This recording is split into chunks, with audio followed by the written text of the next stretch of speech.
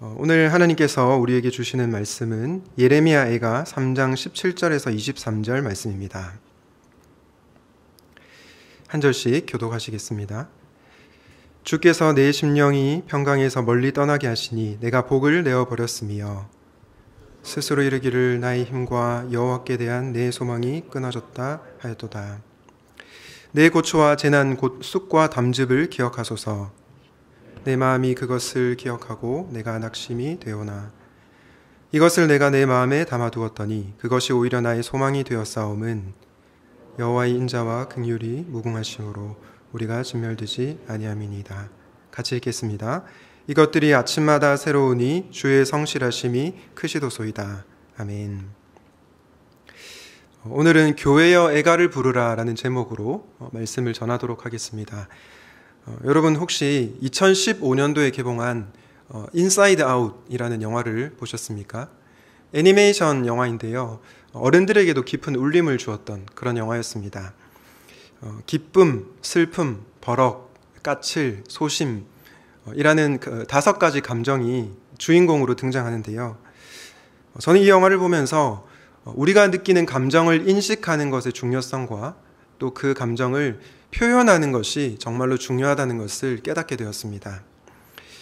저는 개인적으로 어려서부터 감정을 느끼고 표현하는 것을 좀 자제하면서 자라서 그런지 이 영화가 저에게는 더 크게 와닿았습니다. 놀라운 사실은요, 성경도 우리가 느끼는 감정에 대해서 억누르지 않고 표출하라고 지지한다는 것입니다. 여러분, 시편이 1편부터 150편까지 있습니까? 그런데 놀라운 사실은 이 150개의 시편 중에서 약 3분의 1이 애통이라는 것을 아십니까? 3분의 1의 시편이 바로 애가라는 것이죠. 그 외에 다른 성경 본문을 보아도 성경이 다루는 이 애통, 애가가 정말로 많다는 것을 알게 됩니다. 특별히 오늘 우리가 함께 나눌 말씀인 예레미야 애가 본문은요, 슬픔을 다루는 대표적 본문인데요. 예레미야 선지자는 자신의 슬픔을 솔직하게 표현하고 있습니다. 물론 예레미야 선지자가 부른 애가는 한 개인의 고난으로 비롯된 슬픔만은 아니었습니다. 그는 예루살렘이 멸망한 것으로 인해서 슬퍼했습니다. 그럼에도 불구하고 저는 성경을 보면 볼수록 성경이 우리의 슬픔을 외면하지 않는구나 이런 생각을 하게 됩니다. 여러분, 예레미야 애가는 어떤 역사적 배경에서 쓰였습니까? BC 586년 예루살렘의 성벽은 바벨론에 의해서 무너져 내렸습니다. 성전은 불에 타서 파괴되었습니다. 한마디로 예루살렘이 완전히 멸망하게 된 것입니다. 이런 유다 왕국의 멸망을 눈물로 읊은 5개의 시를 모은 애가가 바로 예레미야 애가입니다. 그런데 여러분, 왜 예루살렘이 멸망하게 된 것입니까? 하나님의 심판 때문이었죠. 바벨론을 통한 하나님의 심판으로 인해 예루살렘이 멸망하게 되었습니다. 어떤 분들은 이 심판을 보면서 하나님께서 너무하신 것은 아닌가? 왜 이렇게까지 하셔야 하는가? 그런 질문을 하실지 모르겠습니다. 그러나 우리는 잘 알고 있습니다. 하나님께서 자비가 없으셔서 은혜가 없으셔서 심판한 것이 아니라는 것을요. 여러분들이 예레미야서 본문으로 큐티를 하셔서 아시겠지만 하나님께서는 끊임없이 그분의 백성들에게 내게로 돌아오라고 말씀하셨습니다. 그리고 내게로 돌아오면 내가 너희를 용서하겠다고 자비의 말씀을 전하셨죠. 그러나 하나님의 백성들은 수도 없이 하나님의 말씀을 듣지 않고 불순종했습니다. 그 결과 심판을 당하게 된 것이죠. 그런데 여러분, 저는 이 예레미야 애가의 말씀이 단지 과거에만 국한된 말씀은 아니라고 생각합니다. 오늘날 교회에도 충분히 적용이 가능하고 적실성 있는 말씀이라고 생각하는데요. 그 이유는 오늘날 교회도 여전히 하나님 말씀을 듣지 않고 나의 뜻과 나의 욕심에 따라서 살아갈 때가 많기 때문입니다. 그래서 어떤 분들은 이렇게 표현하기도 합니다. 지금의 한국 교회는 바벨론 포로 시대를 살아가는 그런 교회와 같다. 이런 말을 하는데 참 공감이 됩니다. 여러분, 이런 안타까운 상황 속에서 도대체 하나님께서는 이 예레미야 애가를 통해서 우리에게 무엇을 말씀하시고자 하실까요? 저는 분명히 하나님께서 예레미야 애가를 통해서 우리에게 하시고자 하는 말씀이 있다고 믿습니다. 그것이 무엇입니까? 오늘은 그 부분에 대해서 살펴보도록 하겠습니다. 첫 번째로는 애가를 부르라는 것입니다. 애가는 슬플 애의 노래가인데요. 여기서 중요한 것이 이 애가라는 것이 단순한 슬픔의 노래가 아니라 애가란 하나님 앞에서 부르는 슬픔의 노래라는 것입니다. 아무 대상에게 슬픔의 노래를 부르는 것이 애가가 아니라 하나님 앞에서 부르는 슬픔의 노래가 바로 애가라는 것이죠. 그렇습니다. 여러분, 우리는 하나님 앞에서 슬픔의 노래를 불러야 합니다. 제가 최근에 읽은 책 중에 정신실 작가님이란 분이 쓰신 슬픔을 쓰는 일이란 책이 있습니다. 작가님은 지금 40대 정도 되셨는데요. 이 작가님이 작년에 어머니를 하늘나라로 떠나보내셨다고 합니다. 이 슬픔을 쓰는 일이라는 책은 어머니 상실 이후에 작가님이 너무 힘들어서 이 애도일기를 6개월간 썼다고 합니다. 그런데 이 6개월간의 애도일기가 모아져서 책으로 나오게 되었습니다. 이 정 작가님에게는 글쓰기가 슬픔을 달래는 하나의 통로였던 거죠. 작가님은 어머니 죽음 이후에 다시 한번 아버지 죽음에 대해서도 생각해 보게 되었다고 합니다. 참고로 이 작가님의 어머니는 작년에 돌아가셨지만 아버지는 작가님이 어린 시절, 중학교 시절에 돌아가셨다고 합니다. 여러분, 어린 시절 아버지의 죽음은 얼마나 충격적이었을까요? 그런데 한 번은 아버지를 잃고 이런 일이 있었다고 합니다. 장례식장에서 이 정 작가님의 아버님이 목사님이셨는데 아버님 친구분 목사님이 오셔서 작가님에게 이렇게 말했다고 합니다. 울지 마라. 너희 아버지 천국 가셨다. 좋은 곳에 가셨는데 왜 우냐? 여러분이 듣기에는 어떠십니까? 제가 듣기에는 방금 아버지를 잃은 그 여중생에게 할 말은 아닌 것 같습니다. 작가님은 이 말이 마음 깊이 남았다고 합니다. 그래서 하나님 앞에 한 번도 자신의 슬픔을 표현하지 못하고 그냥 그렇게 지냈다고 합니다. 저는 이 부분을 읽으면서 어쩌면 오늘날 교회에서는 슬픔을 은근히 멀리하는 문화가 있는 건 아닌가 그런 생각을 하게 됩니다. 여러분, 슬퍼해야 할 상황에서 슬퍼하는 것 너무나 자연스러운 일 아닐까요? 슬픔을 표현하는 것은 오히려 건강한 반응이 아닐까요? 상실 후에 충분한 애도의 과정을 거치는 것이 필요하지 않을까요? 왜 우리는 슬픈 상황 속에서도 슬퍼하지 못할까요? 저는 아마도 그 이유가 성경 말씀을 너무 기계적으로 적용해서이지 않을까 생각합니다. 여러분 잘 아시는 데살로니가전서 말씀에 이런 말씀이 있죠. 항상 기뻐하라. 우리는 이 말씀을 보면서 슬퍼하는 것을 잘못된 것이라고 생각하기도 합니다. 그래, 슬퍼하는 건 안 되지. 슬퍼하는 건 나쁜 거야. 그러나 여러분, 그렇지 않습니다. 항상 기뻐하라는 것은 우리의 존재 상태에 관한 말씀이지 우리의 슬픔이라는 감정을 무조건 억누르라 이런 말씀은 아니라는 것입니다. 대표적으로 눈물의 선지자 예레미야를 통해서 우리는 그것을 보게 됩니다. 예레미야는 자신의 슬픔을 하나님 앞에 거침없이 토로했습니다. 예레미야 8장 18절 말씀을 한번 보실까요? 슬프다 나의 근심이여 어떻게 위로를 받을 수 있을까? 내 마음이 병들었도다. 여러분, 예레미야의 탄식이 느껴지십니까? 예레미야는 심판받는 백성과 자신을 동일시하면서 이 백성의 심판에 동참하고 있습니다. 그러면서 슬프다라고 솔직하게 고백하죠. 하나님 앞에서 자신의 감정을 있는 그대로 내어놓고 있는 것입니다. 오늘 본문에도 보면 예레미야의 슬픔이 절절히 느껴집니다. 물론 명시적으로 그가 슬프다라고 말을 하지 않지만 그가 고백한 말들을 보면요, 이 슬픔이 묻어나는 것을 보게 됩니다. 예레미야가 3장 18절에서 20절 말씀을 세번역 성경으로 한번 보도록 하겠습니다. 나오는 이 단식뿐이다. 이제 내게서는 찬란함도 사라지고 주님께 두었던 마지막 희망마저 사라졌다. 내가 겪은 그 고통, 쓴쑥과 쓸개즙 같은 그 고난을 잊지 못한다. 20절 말씀에 잠시도 잊을 수 없으므로 울적한 마음을 가눌 길이 없다. 예레미야의 입술에서 나오는 것은 탄식뿐입니다. 주님께 둔 마지막 희망이 사라졌다. 고난이 잊지 못한다. 울적한 마음을 가눌 길이 없다. 여러분, 예레미야가 신앙이 없어서 이런 것일까요? 아닙니다. 예레미야는 철저하게 하나님을 신뢰했던 선지자였습니다. 그래서 모진 핍박과 고난 속에서도 하나님 말씀에 온전히 순종했습니다. 그런 선지자도 슬퍼한다는 겁니다.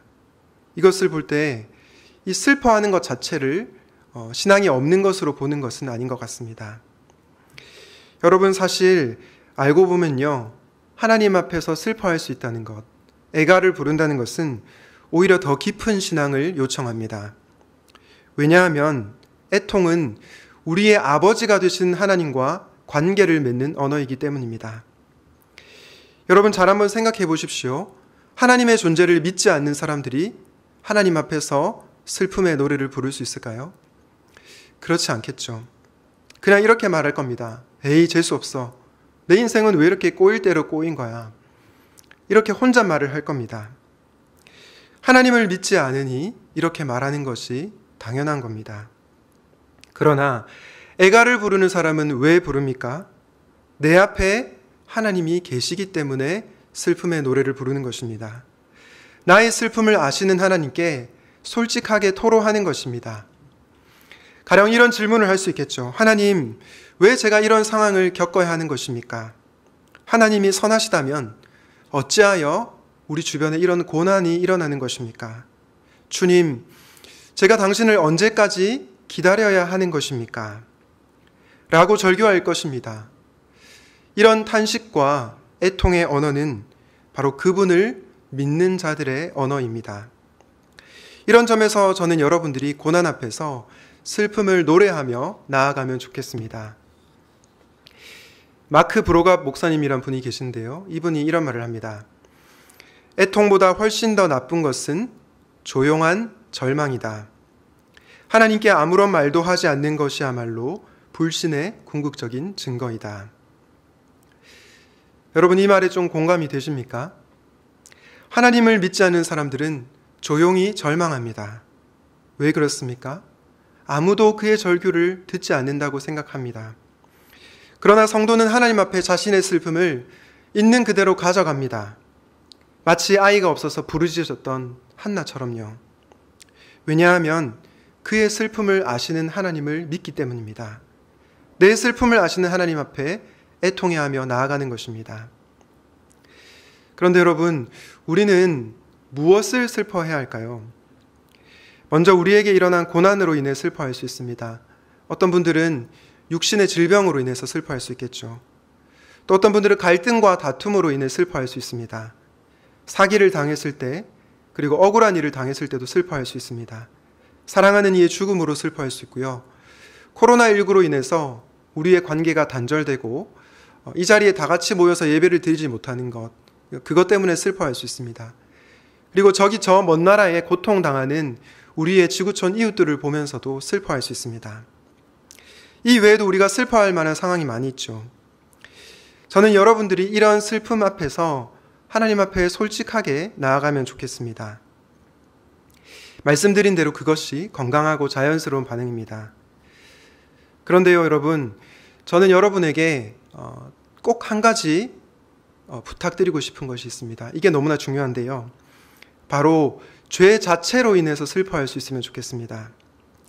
질병과 다툼, 사기와 죽음, 코로나19, 이 모든 것은 무엇입니까? 이 모든 것은 어떤 슬픔입니까? 바로 죄의 결과로 인한 슬픔입니다. 아담과 하와가 불순종함으로 보시기에 좋았던 세상이 깨어졌죠. 그리고 우리는 이 모든 죄의 결과를 마주하게 되었습니다. 그러므로 죄의 결과를 직면하는 것은 인간의 피할 수 없는 실존입니다. 그런데 여러분, 죄가 무엇입니까?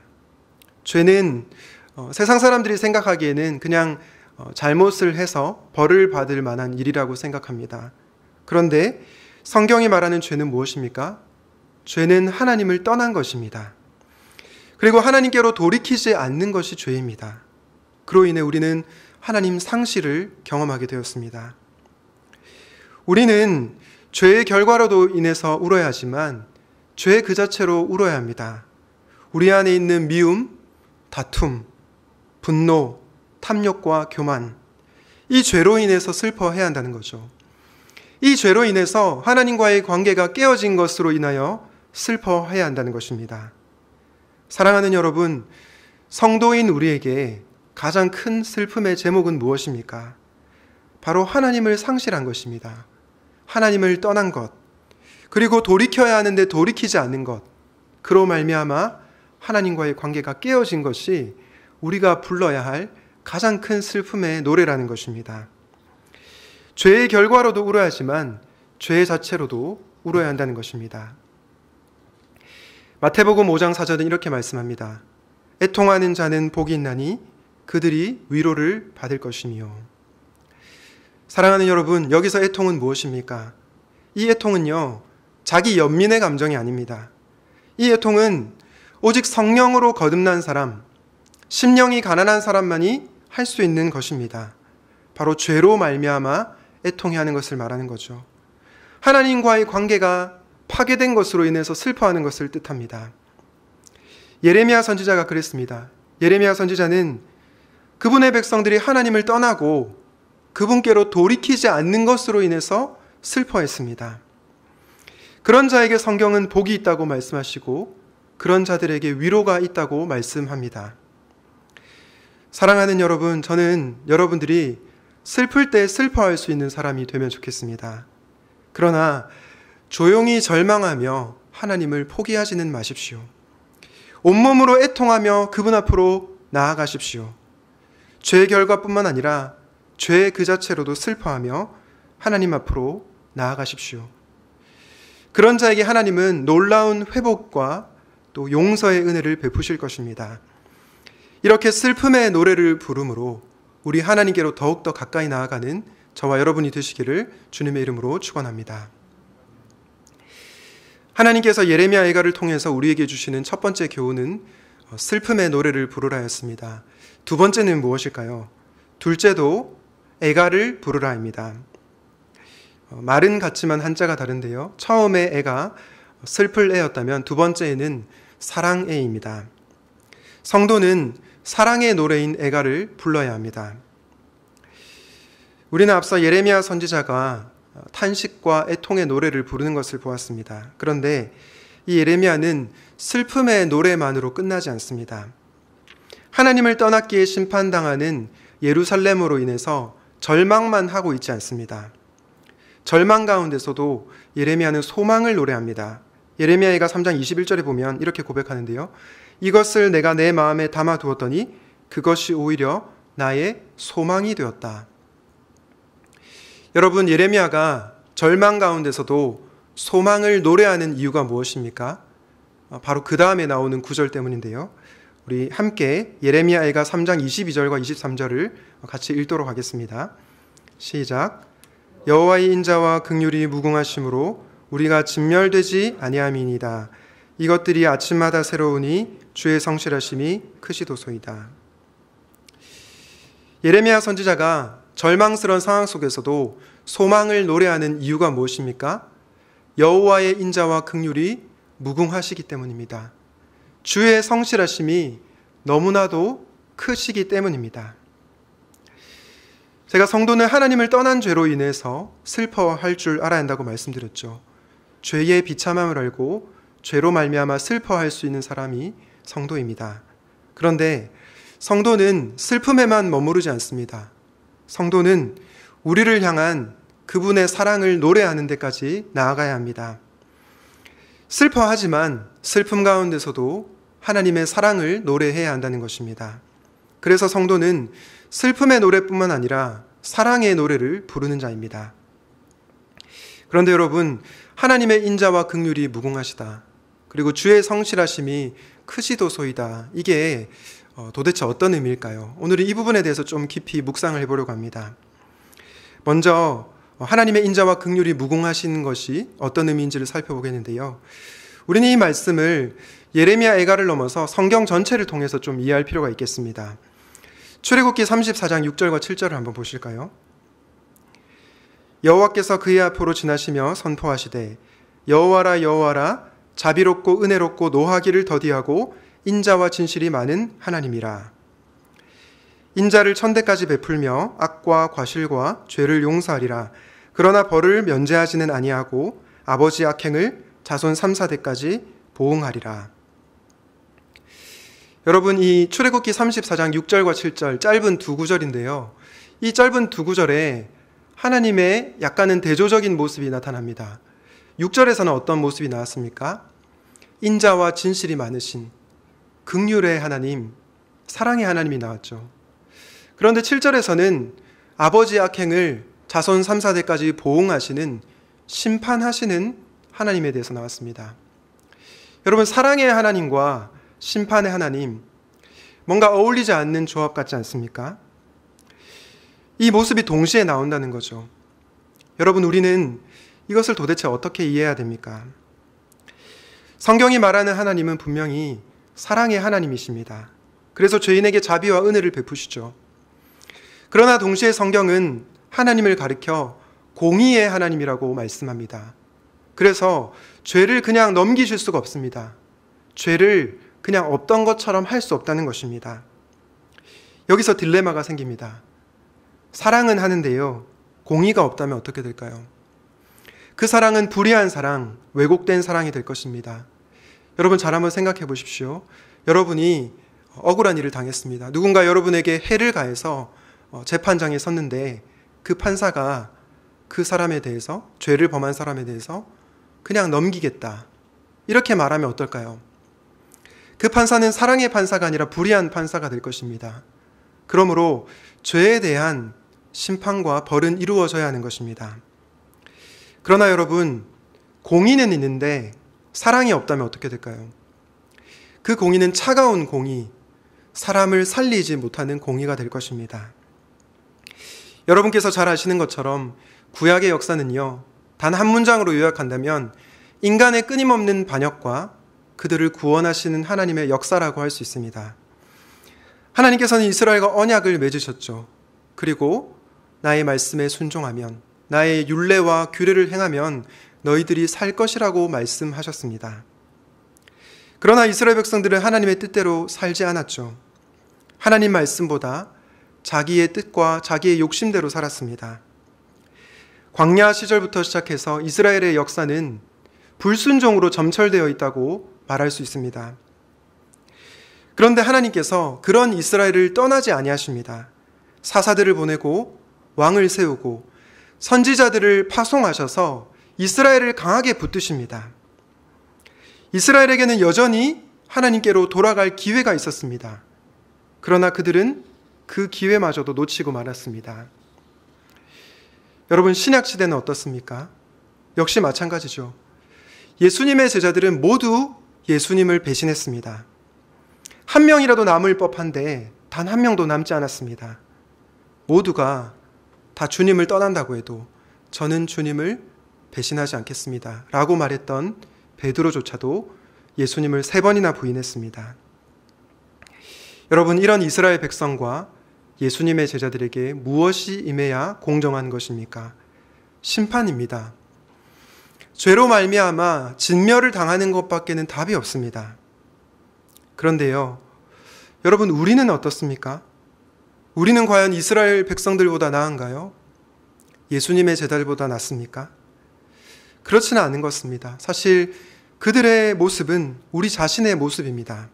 그래서 우리는 성경을 읽으면 읽을수록 남의 모습을 보는 것이 아니라 나의 모습을 보는 것입니다. 그런 우리에게 당연히 심판이 임해야 합니다. 그런데 우리가 어떻게 심판을 면하게 된 것입니까? 바로 십자가 때문이죠. 여러분, 십자가가 무엇입니까? 십자가는 하나님의 공의와 사랑이 만나는 자리입니다. 십자가에서 하나님께서는 인간의 모든 죄에 대한 진노를 쏟아 부으셨습니다. 그래서 하나님의 화가 달래졌습니다. 동시에 십자가에서 예수님은 저와 여러분을 향한 하나님의 놀라운 사랑을 보여주셨습니다. 경건하지 못하고 죄인이며 심지어 하나님과 원수되었던 우리를 위해서 그리스도께서 돌아가셨습니다. 그렇기에 십자가는 하나님의 공의와 사랑이 만나는 자리인 것입니다. 여러분, 우리가 진멸되지 않는 이유는요, 우리가 의롭기 때문이 아닙니다. 우리가 잘못한 것이 없어서가 아닙니다. 십자가 때문에 우리가 진멸당하지 않는 것입니다. 이 구원은 하나님께서 외아들 예수님을 희생시키면서 이루신 구원입니다. 결코 값싼 구원이 아니라는 것이죠. 이 하나님의 인자심과 긍휼을 여러분의 마음 깊이 새길 수 있기를 주님의 이름으로 축복합니다. 이제 23절에 나오는 주의 성실하심에 대해서 좀 생각해 보려고 하는데요. 여러분, 성실하심의 뜻은 무엇일까요? 성실하심의 뜻은 약속을 지키는 데 있어서 변함이 없다는 뜻입니다. 왜 결혼할 때 서약을 하지 않습니까? 신랑과 신부가 주례자 앞에 서서 이렇게 서약식을 합니다.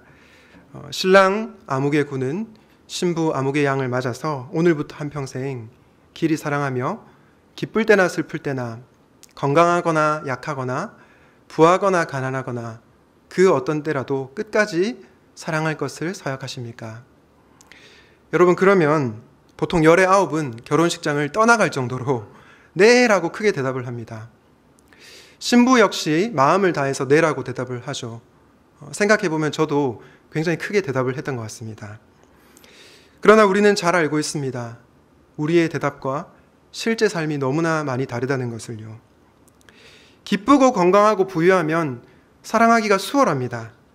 그러나 슬프고 병들고 아프면 상대방을 사랑하는 것이 힘들죠. 그래서 서약을 지키지 못할 때가 많습니다.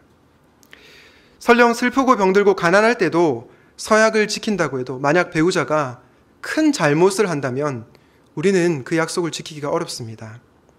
말은 잘하지만 약속을 잘 지키지 못하는 존재가 바로 우리 인간이라는 거죠. 그러나 여러분, 우리 하나님은 어떤 분이십니까? 우리의 참 신랑이 되시는 하나님은 반드시 약속을 지키시는 분이십니다.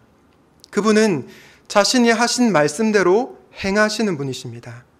그래서 하나님은 그분의 약속을 지키시는 신실하신 하나님이십니다. 이게 바로 주의 성실하심이란 뜻입니다. 제가 말씀을 준비하면서 이 성실하심이라는 단어를 묵상하는데요. 성실하심의 뜻은 이것이 아닐까 생각했습니다. 성실하심은 사랑하고 사랑하고 또 사랑하는 것이다. 여러분, 3번만 사랑한다는 의미가 아닙니다. 하나님께서 우리의 죄와 허물을 아심에도 불구하고 사랑하고 사랑하고 또 사랑하고 끝까지 변함없이 사랑하신다는 것입니다. 한 번도 아니고 수십 번, 수백 번 그분을 배신하면 하나님께서 포기할 법도 한데 우리 하나님께서 그러시지 않는다는 것입니다. 끝까지 포기하지 않는 사랑이 바로 주의 성실하심입니다. 이 사랑으로 예레미야 선지자는 이것이 아침마다 새로우니 주의 성실하심이 크시도소이다 라고 찬양하고 있는 것입니다. 여러분, 뉴욕에서 이민 목회를 하시는 한 목사님이 계시는데요. 이분이 정말로 말할 수 없는 고통을 당하셨습니다. 다름이 아니고요. 2015년도에 이분의 딸이 10대 청소년이 휘두른 칼에 찔려서 숨지게 되었습니다. 공교롭게도 딸이 숨진 그날은 주일이었다고 합니다. 목사님께서 강단에 서서 말씀을 선포해야 하는데 얼마나 마음이 힘들었겠습니까?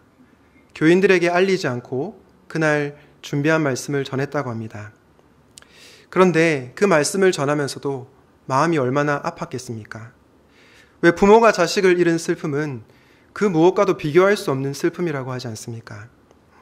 아무리 목사라고 하지만 그 슬픔을 감당하기가 너무 어려울 것 같습니다. 저는 상상만 해봐도 도저히 감당이 안 되더라고요. 그런데 이분이 한 주 뒤에 교회 칼럼에 이런 글을 쓰셨습니다. 제가 한번 읽어드리겠습니다. 나는 지난 주일에 딸을 잃었다. 죽은 자식을 가슴에 묻는다는 말은 그럴듯한 수사가 아니다. 정말 가슴 한켠에 묵직한 것이 들어앉아 있다. 하루 종일 딸 생각, 혼자 있으나 함께 있으나 시도 때도 없이 눈물이 난다. 무슨 이야기를 하다가도 눈물이 흐르고 식탁에서 기도를 하다가도 울고 이래서 울컥 저래서 울컥이다. 어차피 한두 해에 청산된 일은 아닌 것 같다. 마음이 힘든 것은 원하는 바가 아니지만 툭 털어버리는 방법이 있다고 해도 그러고 싶지 않다. 신학자 한스킹의 말대로 그리스도인은 고난을 피해가는 길을 알지 못하지만 고난을 헤쳐나가는 길은 알고 있으니 그만하면 다행이지 않은가. 나는 이제 아들을 잃으신 적이 있는 같은 처지의 하나님을 믿는다. 여러분, 저는 이 칼럼을 읽으면서 많이 울었습니다. 딸을 가진 아버지로서 이 마음이 느껴졌기 때문이죠. 그리고 마지막 문장 때문에 많이 울었습니다. 마지막 문장이 뭐라고 얘기합니까? 나는 이제 아들을 잃으신 적이 있는 같은 처지의 하나님을 믿는다. 여러분, 우리가 믿는 하나님은 어떤 분이십니까? 아들을 잃으신 하나님이십니다. 그래서 이 목사님이 딸을 잃은 그 심정을 아신다는 거예요. 이 세상의 모든 사람이 이 목사님의 마음을 모른다 하더라도 우리 하나님은 아신다는 것입니다. 저는 이런 생각을 해봤습니다. 만약에 목사님에게 인생을 비디오 테이프처럼 되감게 하는 기능이 있다면 인생을 되돌리고 싶지 않을까요? 딸이 죽기 직전으로 되돌아가서 딸의 죽음을 막지 않았을까요? 자기가 죽는 한이 있어도, 그 칼에 찔려서 자기가 죽는 한이 있어도 딸은 살렸을 것입니다. 사랑하는 자녀니까요. 당연히 그럴 거고 어떤 부모라도 그럴 겁니다. 그런데 여러분, 우리 하나님은 어떤 분이십니까? 인생을 되감게 해서 2000년 전 십자가의 자리로 다시 되돌아간다 해도 아들 예수님을 십자가에 못 박게 하실 것입니다. 예수님은 어떻습니까? 예수님 역시 다시 십자가에 못 박히실 것입니다. 왜죠? 저와 여러분을 사랑하시기 때문입니다. 저와 여러분을 구원하시기 위해서입니다. 언젠가 십자가 사랑에 대해서 말씀을 전하면서도 무감각한 저의 모습을 보게 되었습니다. 제가 정말 십자가의 사랑에 감격하여서 설교하는가, 아니면 직업이 목사이기 때문에 십자가를 설교하는가, 그 질문을 하는데 마음이 너무 아프더라고요. 혹시 여러분들도 그렇지 않습니까? 십자가의 사랑에 대해서 듣는데 무감각하지는 않습니까? 아들을 잃은 처지의 하나님을 알면서도 그 하나님의 사랑에 무감각하게 반응하고 있지는 않습니까? 그렇다면 우리는 어쩌면 하나님의 은혜를 모르는 자로 살고 있는지도 모르겠습니다. 우리 하나님은 우리 죄를 위해서 아들까지 내어주신 하나님이십니다. 하나님은 십자가의 예수님을 다시 못 박는 상황이 오더라도 그때 내가 잘못 판단했다라고 말씀하시지 않을 것입니다. 다시 기회가 주어져도 예수님을 내어주고 또 내어주실 것입니다. 사랑하는 여러분, 혹시 지금 설교 말씀을 듣는 분들 중에서 여전히 예수님을 나의 구원자로, 나의 주님으로 받아들이지 않는 분들이 있다면 오늘 이 말씀을 기억하십시오. 우리 하나님은 아들까지 내어주신 그런 사랑의 하나님이십니다. 그리고 십자가에서 죽으신 예수 그리스도를 여러분의 구원자로, 주님으로 영접하시기를 바랍니다. 이미 그리스도를 받아들인 사랑하는 성도 여러분, 희미해진 십자가의 사랑을 다시 한번 깨닫게 해달라고 기도하십시오. 아들을 잃은 우리 하나님의 마음을 알게 해달라고 기도하시기 바랍니다. 십자가의 사랑을 날마다 깨닫고 그 사랑을 노래하며 살아가는 저와 여러분이 되시기를 주님의 이름으로 축원합니다.